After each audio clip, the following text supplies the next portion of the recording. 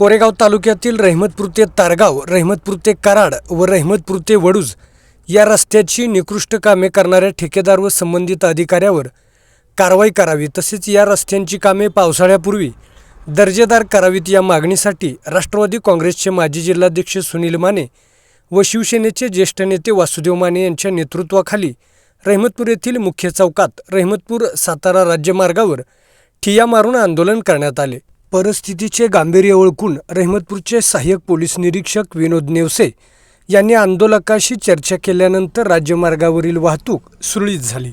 यावेळी बोलताना सुनील माने म्हणाले, 2 ऑक्टोबरला मी गांधी जयंतीनिमित्त उपोषणाला बसलो होतो की ह्या कामाची सगळी चौकशी व्हावी आणि कामं पूर्ण व्हावी। 22-23 मध्ये त्या कामाची वर्क ऑर्डर निघाली। 1 वर्षाचा कार्यकाल होता त्या कामाचा, परंतु आज 3-3.5-4 वर्ष झाली, अजून काम त्या ठिकाणी पूर्ण झालं नाही।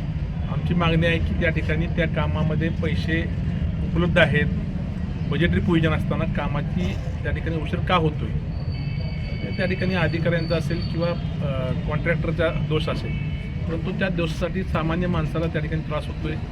अनेक अपघात झाले, अनेक माणसांचे हातपाय मोडले, अनेक खड्डे असतील, हे असतील, त्यामुळं सामान्य माणसाला त्या ठिकाणी त्रास होतोय। तो त्रास कमी झाला पाहिजे, त्यासाठी आम्ही सर्वांनी वासुदेव माने काका असतील, मी असेल, आमचे नगराध्यक्ष आहेत, सगळे माजी नगरसेवक, माजी नगराध्यक्ष, गावातले प्रमुख नागरिक, सातत्याने त्यांची मागणी होती की हे कामाची चौकशी व्हावी, हे काम पूर्ण व्हावं।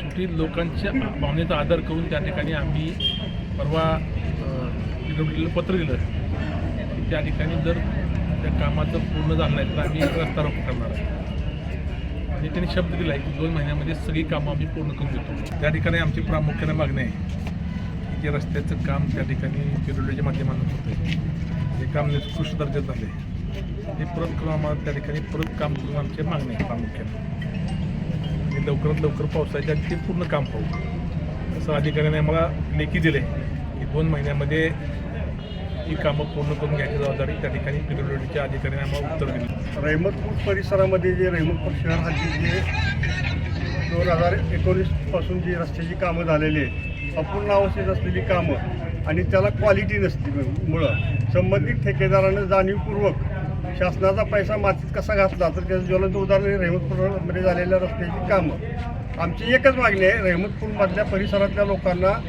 या झालेल्या कामाचा पश्चाताप होतोय, किंबहुना ही कामं क्वालिटी झाली पाहिजे, एवढंच आमचं प्रामाणिक मत आहे।